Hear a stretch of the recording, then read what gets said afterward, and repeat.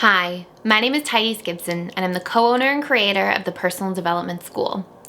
This is your daily breakthrough video, and in this video, I'm going to discuss the 4 main different types of dismissive avoidant attachment styles.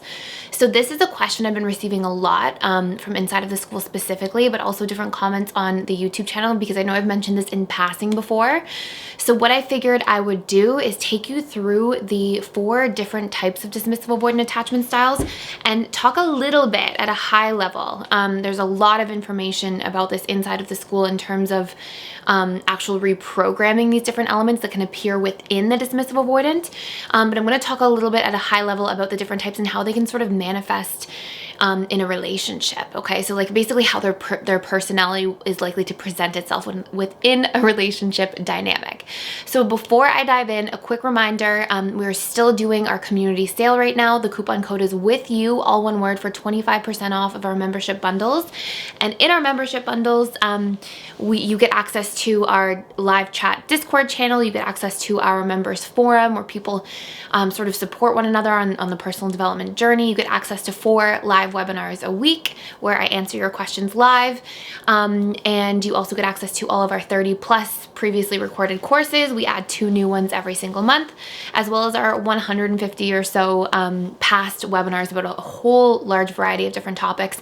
And every single course comes with a workbook with reprogramming activities and tools and strategies. And we have a tremendous amount of people inside of the school right now emailing us or writing in the Facebook forum or in our members lounge about how they're becoming secure, and this stuff is really, really working. And I would say too, and I'll get into the video in just a moment, but I would say as well, one of the benefits of like doing the programs is that you made yourself secure. Like you get all this assistance and support and community, but you make yourself secure. So there's really no going back. Like once you understand the tools inside out and apply them, it's very difficult to start retracting. And so there's a really strong permanence to this type of change. And especially obviously because we engage the subconscious mind in the process, which is the whole point. And a large part of the reason I started the school in the first place was about how change must engage the subconscious. Otherwise it can't really take place at a conscious level and be as permanent. So let's talk about the 4 different types of dismissive avoidance. And I'll put a link for the coupon code in the description box below and on this video. And we're launching the lifetime memberships as well that are super discounted for our launch month before our 1-year anniversary, October 2nd. So let's talk about it. So first and foremost, there tend to be 4 major types of dismissive avoidance. And I'm leaving out like that this does not include fearful avoidance leading dismissive or dismissive avoidance leading fearful. Maybe I'll talk about that a little bit in the FA version of this video, but there are different ways of basically understanding what if somebody's a dismissive avoidant upon meeting them, because sometimes it can be hard to recognize. So the 4 key dismissive avoidance or like versions of dismissive avoidance are: number 1, are extroverted or social dismissive avoidance. So it's interesting because these individuals can be very extroverted. They often love being around people, and they tend to derive a lot from their social connections and social relationships. Usually they have a high personality need around social connection. Now notice that I'm using the word social connection, not emotional connection. And this is where the major difference is. So something you'll see in this individual is that you'll see them start to sort of pull away or shift away when others are getting too close or vulnerable, and they have a tendency to avoid deep conversations. So this is the person you might see as a bit of a social butterfly at different gatherings, and not necessarily with like so much warmth and outgoingness, but just feeling very empowered, really enjoying social situations, sort of flitting in a way from person to person, not staying too long with any person, and having a tendency to pull away if there are any emotionally charged or deeper conversations. So these are sort of like the floaters in the room, and they often feel really empowered in their ability to show up at social gatherings and to sort of build social relationships. And it can be harder to recognize this type of dismissive avoidant because they can come across, they don't necessarily come across as like very warm, but definitely like lukewarm, definitely not cold. And that's one thing that sets them apart from some of our traditional dismissive avoidance, which we'll talk about in just a moment.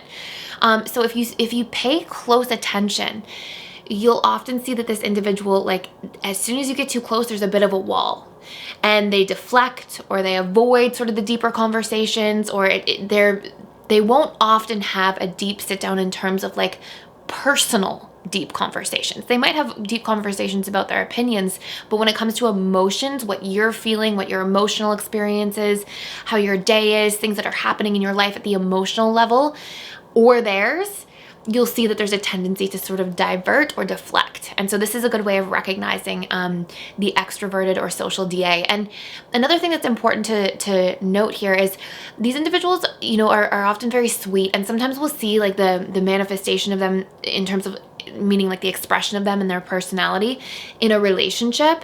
Even in like their friendships or family relationships, as not understanding why people are like taking things so seriously, reacting so strong emotionally, sometimes not recognizing that they are of a dismissive avoidant attachment style and that their emotions might be a little bit repressed, but more so sort of being in a position where they're like, why are people so reactive? Like, why don't they have a hold on their emotions?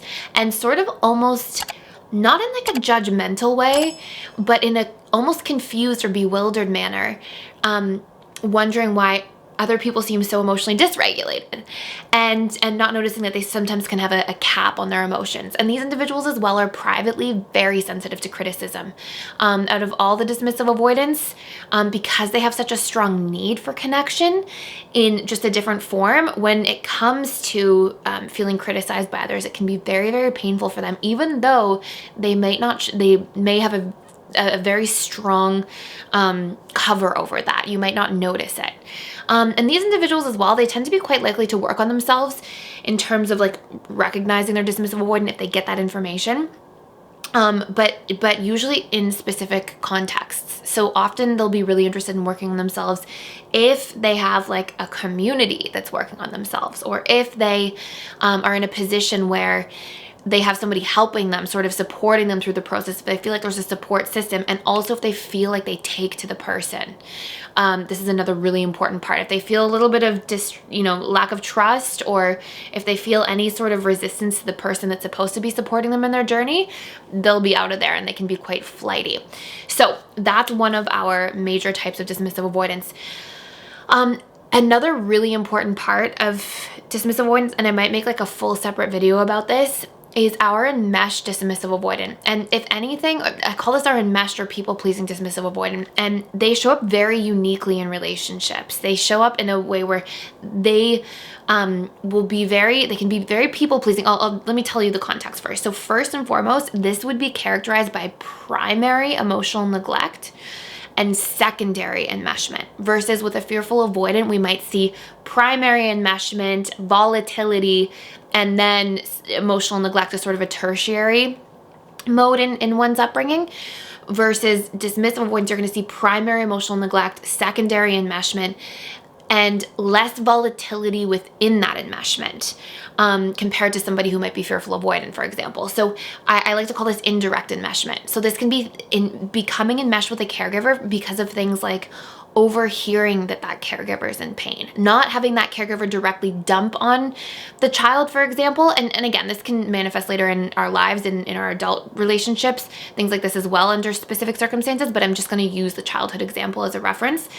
So it could be that you hear your caregiver, for example, say that they're depressed or anxious, or that the other parent is cheating or not there, or things like this, where they're taking on the caregiver's feelings, not because of the caregiver dumping directly, but because they're noticing and picking up a lot of these things. There can be minor emotional dumping, but you won't see as much of a caregiver relying on. So again, just to like really clarify that, it's sort of like primary emotional neglect, secondary enmeshment with minor emotional dumping in some form, or indirect enmeshment through overhearing or noticing different dynamics.